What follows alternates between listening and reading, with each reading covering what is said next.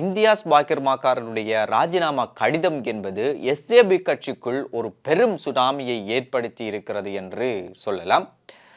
இவருடைய இந்த ராஜினாமாவை அந்த கட்சியில் இருக்கின்ற பலரும் எதிர்பார்த்திருக்கவில்லை. நாங்கள் அண்மை காலமாக சொல்லி வருகின்ற ஒரு விடயம்தான், இம்தியாஸ் அந்த கட்சி மீது விரக்தி அடைந்திருக்கிறார். அவர் விரைவிலே ஒரு அரசியல் ரீதியாக ஒரு கடும் தீர்மானத்தை எடுக்கப் போகிறார் என்பது குறித்து நாங்கள் சொல்லி வந்தோம்.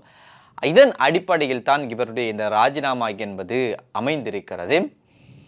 இப்போது இன்னும் 8 பேர் அந்த கட்சியிலிருந்து எதிர்காலத்தில் வெகு விரைவிலே விலகப் போவதான ஒரு செய்தியும் வந்திருக்கிறது. இம்தியாஸ் பாக்கர் மாக்கார் முதலிலே அவருடைய அந்த ராஜினாமா கடிதத்தை எதிர்க்கட்சி தலைவர் சஜித் பிரேமதாசவினுடைய செயலாளரிடம் கொடுத்து, இதனை சஜித் பிரேமதாசவிடம் கொடுங்கள் என்று சொல்லிவிட்டு அவருடைய வீட்டுக்கு சென்றிருக்கிறாராம்.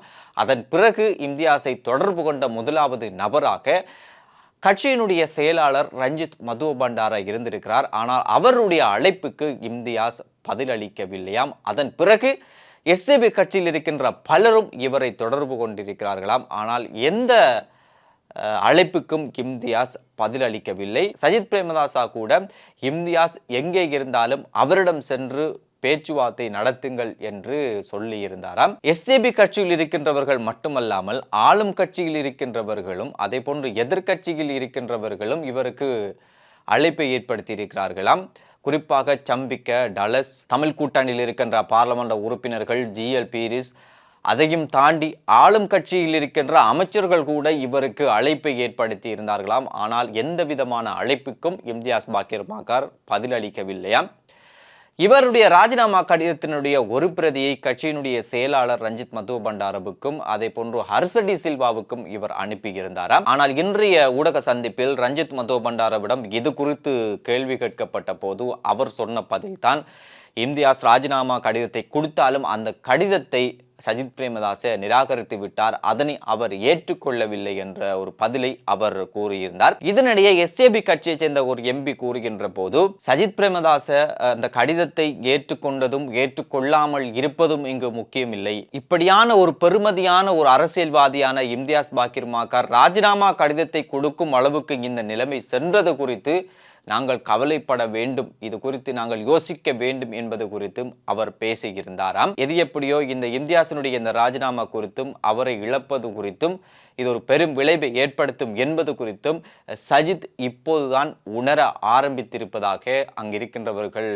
சொல்வதை கேட்கக்கூடியதாக இருக்கின்றது. எப்படி இருந்தாலும் இம்தியாஸினுடைய இந்த ராஜினாமாவுக்கு பல காரணங்கள் இப்போது சொல்லப்பட்டு வருகிறது. இந்த காரணங்களை அந்த கட்சிக்குள் இருப்பவர்களும் சொல்லி வருவது குறித்து அந்த கட்சிக்குள்ளே இப்போது அது குறித்தான விவாதங்கள் இடம்பெற்று கொண்டிருப்பதாக தெரிகிறது. அவருடைய மகனுக்கு ஒரு இடத்தை அவர் கேட்டிருந்தாராம். அதே போன்று கொழும்பு மேயர் வேட்பாளரையும் அவரது மகனுக்கு அவர் கேட்டிருந்தாராம். ஆனால் அது கிடைக்காததன் காரணமாக அவர் இந்த ராஜினாமை கொடுத்திருப்பதான பல சேறுபூசும் கதைகளை அந்த கட்சிக்குள் இருப்பவர்களை இப்போது பேசிக்கொண்டு வருவதாகவும், இவ்வாறு பேசுபவர்கள் மீது அந்த கட்சிக்குள் இருக்கின்ற ஏனையவர்கள் இது குறித்து கவலை அடைந்து இது குறித்து விவாதித்து வருவதாகவும் சொல்லப்படுகிறது. இதற்கிடையில் எஸ்ஏபியை சேர்ந்த பல எம்பிக்கள் எங்கேயாவது ஒரு இடத்தில் இன்று இரவு ஒன்றாக கூடி எதிர்கால அரசியல் திட்டம் குறித்து அவர்கள் கலந்துரையாட இருப்பதாகவும் சில செய்திகள் பரவுகின்றன. அதே போன்று எஸ்ஏபியினுடைய கட்சி மாநாடு என்பது எதிர்வரக்கூடிய 29ஆம் தேதி நடக்க இருக்கிறதாம். அந்த கட்சி மாநாட்டுக்கான ஏற்பாடுகள் என்பது தீவிரமாக இப்போது இடம்பெற்று வருகிறதாம். முகாமைத்துவ குழுதான் இந்த ஏற்பாடுகளை செய்து வருகிறதாம். இந்த முகாமைத்துவ குழுவில் சிலருக்கு சில பதவிகள் வழங்கப்பட இருப்பதாகவும் சொல்லப்படுகிறது. இருந்தாலும் அந்த பதவிகள் வழங்கப்படுபவர்களில் சிலர் இந்த வெளியேறுகின்ற அந்த 8 பேர்களில் சிலரும் இருப்பதாகவும் சில செய்திகள் சொல்கின்றன.